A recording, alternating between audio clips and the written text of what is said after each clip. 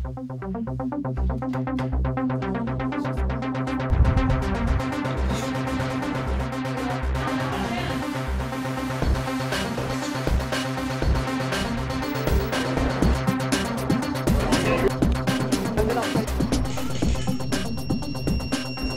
à bout de 2 minutes, je commence à avoir des ratés d'équilibre et avoir mal aux oreilles, puis des bourdonnements intenses. Puis là, je dis, voyons, il n'y en a pas ici, là, ça se peut pas.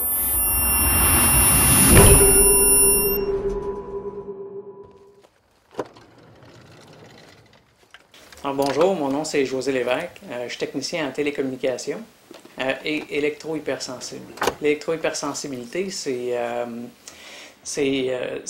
d'être sensible aux champs électromagnétiques, aux radiofréquences, aux ondes que dégagent les cellulaires, le Wi-Fi ou les appareils comme les compteurs intelligents ou la console de jeu Xbox qui fonctionne sans fil. La problématique de l'électrosmog et de l'électro-hypersensibilité, qui s'accroît d'année en année dans la population, inquiète plusieurs experts du sujet, dont le journaliste André Fauteux. André Fauteux, éditeur et rédacteur en chef, fondateur du magazine La Maison du 21e siècle, sur les maisons saines et écologiques. Les gens ne le soupçonnent pas parce que les symptômes sont non spécifiques, c'est-à-dire que ce n'est pas une seule cause qui peut causer des maux de tête, de l'insomnie, de l'acouphène, des problèmes de peau, des problèmes d'humeur, la dépression, des tendances suicidaires à la limite, des cancers. Dans mon cas, avec le Wi-Fi particulièrement, je vais faire de l'inflammation au niveau de la tête. Donc, dans le cerveau, le cerveau ne peut pas enfler parce qu'il est dans une boîte crânienne. Donc, ça compresse, ça écrase. Donc, ça fait des accidents vasculaires. Donc, je vais saigner du nez. Je vais avoir des saignements dans les yeux. Les yeux vont se remplir de sang.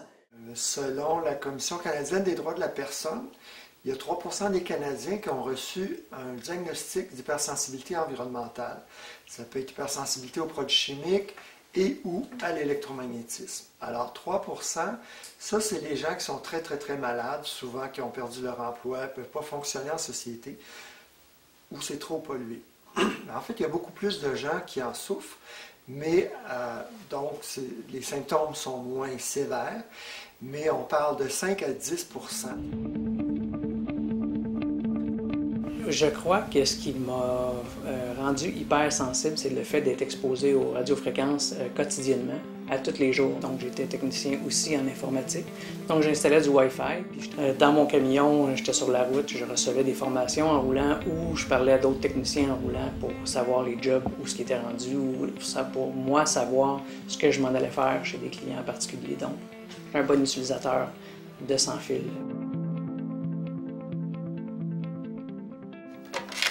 Bonjour. Oui, c'est lui-même. Stéphane Belensky est technicien en hygiène électromagnétique. Son travail consiste, entre autres, à fournir à ses clients des mesures du niveau d'électrosmog pour un endroit précis. Les ondes et les technologies sans fil n'ont donc aucun secret pour lui. La situation de l'exposition artificielle des champs électromagnétiques va aller en augmentant fortement dans les prochaines années. Les choix politiques et économiques que les gens ont fait, non seulement les gouvernements, mais les consommateurs, vont vers des appareils sans fil de plus en plus. Pourtant, la controverse des micro-ondes est loin d'être exclusive. À force de faire des recherches là-dessus, j'ai vite compris pourquoi l'électro-hypersensibilité est devenue un sujet très controversé. Il y a eu des recommandations faites en 2010 par le Comité de santé permanent du Canada à l'effet qu'il faudrait que Santé Canada prenne les plaintes des gens qui sont hypersensibles, qu'il y ait des recherches indépendantes sur le sujet, pas payées par l'industrie. Puis malheureusement, ça a été tabletté. C'est ça qu'il faut expliquer la nuance. C'est que, les symptômes n'apparaissent pas instantanément, ça peut prendre du temps. 2, c'est pas tout le monde qui va réagir aux mêmes fréquences électromagnétiques. Donc, il faut les tester. Ici, au Québec, il n'y a pas beaucoup de professionnels de la santé qui s'intéressent au dossier. Mais en fait, ils s'y intéressent, mais ils ne veulent pas plonger là-dedans. Puis c'est catégorique, il y en a que c'est non, c'est impossible, puis ils ne veulent même pas ouvrir la possibilité que ça existe. Ce qu'on constate, c'est que les scientifiques qui minimisent les risques pour la santé publique de la pollution électromagnétique sont souvent financés par l'industrie des télécommunications. Donc, ils ne veulent même pas ouvrir un article, ils ne vont même pas faire d'efforts, ils vont dire non, non, non, puis ils vont mettre des œillères, puis il n'y a pas question que ça puisse être vrai. Et c'est un peu la même chose au niveau de la santé publique. Le gouvernement est en conflit d'intérêts parce qu'il récolte des millions de dollars de taxes, d'impôts, et même ils vont jusqu'à louer les toits des hôpitaux pour placer des antennes, comme à Saint-Jérôme par exemple. Le gouvernement fédéral vient de vendre une bande de fréquence dans les 700 MHz pour 5,25 milliards de dollars. Donc là, ça va amener un déploiement assez remarquable de nouvelles antennes et de nouvelles technologies. Je dirais que c'est une industrie, le sans-fil, très, très lucrative. Acheter, c'est voter. Donc, si vous avez des dispositifs sans fil et vous payez d'ailleurs pour avoir le service, bien, vous financez les tours qui sont un peu partout autour de vous. Plus les études scientifiques sur le sujet s'accumulent, plus celles-ci se contredisent. À prendre comme exemple l'émission Découverte de Radio-Canada qui, en 2008, présentait un reportage qui prouvait la nocivité des ondes électromagnétiques. Avec toutes ces technologies, nous baignons littéralement dans ces ondes, au point où plusieurs chercheurs s'inquiètent des effets nocifs que pourrait avoir sur notre santé une exposition accrue à toute une variété de puissances et de fréquences. Et en 2012, la même émission présente un nouveau reportage qui contredit complètement celui de 2008 et affirme que les technologies sans fil ne représentent aucun danger pour la santé.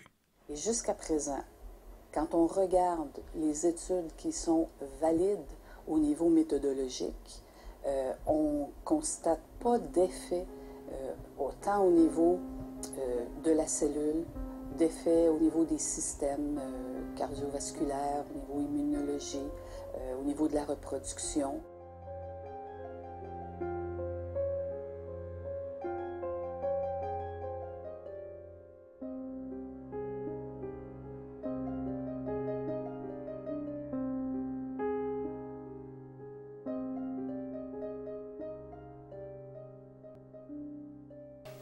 Il y a des grands chercheurs dans le domaine qui se sont fait traiter d'être alarmistes, mais leur réponse, c'est plutôt que la situation est alarmante.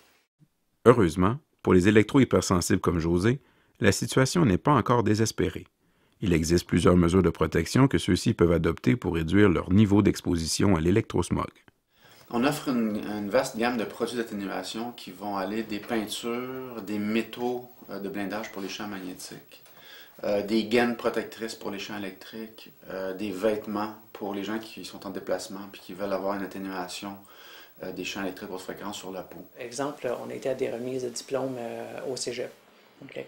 Au cégep, je sais que je vais pouvoir passer 1 heure ou 2, puis qu'après ça, les oreilles vont bourdonner, je vais avoir mal à la tête. Puis quand j'y vais, ben, je mets une espèce de bandana qui est faite en coton, tressé avec du fil de cuivre. Donc ça a l'air d'un morceau de tissu comme un autre, mais ça bloque les radiofréquences.